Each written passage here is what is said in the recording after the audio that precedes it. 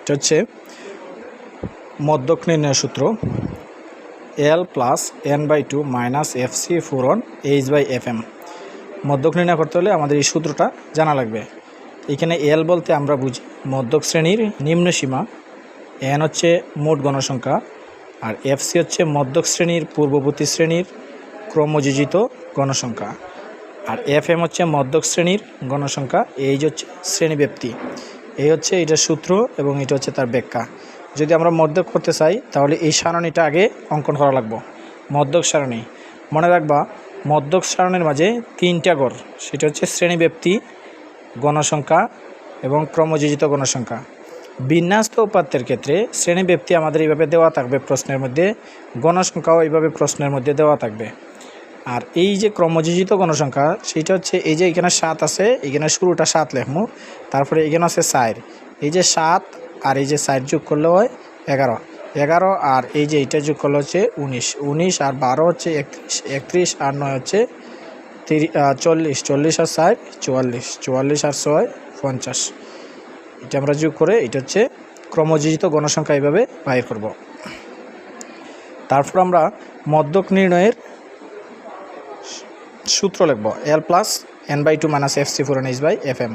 এখানে L বলতে আমরা বলছি যেটা বুঝছিলাম সেটা হচ্ছে মধ্যক শ্রেণীর নিম্ন সীমা। তাহলে মধ্যক শ্রেণী কোনটা? গণসংখ্যা যেখানে বেশি থাকে সেইটা হচ্ছে মধ্যক। তাছাড়া মধ্যক হচ্ছে n/2, মানে মধ্যক হচ্ছে n/2।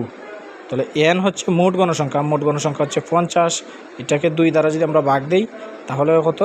25। তাহলে 25 গণসংখ্যা হয়ে আছে, এই 25 গণসংখ্যাটা হচ্ছে এই 12 নম্বর গড়, 7 4 11, 11 আর 8 হচ্ছে 19। তাহলে 25 নম্বর গণসংখ্যা যেটা এটা হচ্ছে এইখানে, এই জন্য মধ্যক হচ্ছে এইখানে।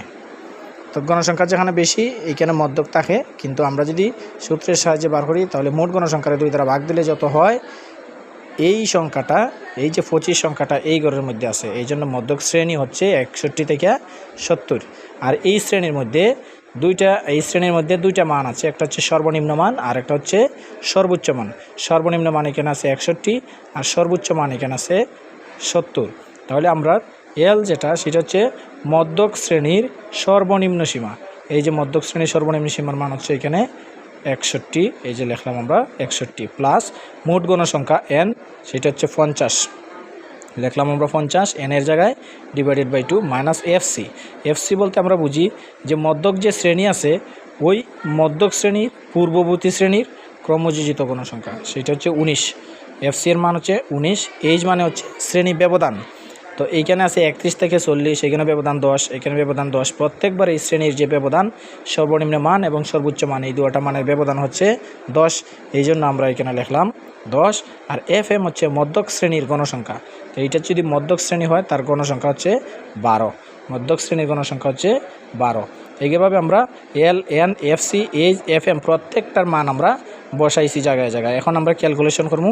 এইটা হচ্ছে 50-রে 2 দ্বারা ভাগ দিলে হচ্ছে 25 মাইনাস 19, আর এই যে এইজের মান বসাইছি 12, 10 আর নিচে হচ্ছে 12, এটা থাকবো এইভাবে। এখন এই 25-রে 50 ভাগ 2 মানে হচ্ছে 25 থেকে 19 বাদ দিলে আমরা তাকে 6-রে এই যে 6 আর এখানে আছে 10, 6 10 কত হইল 60।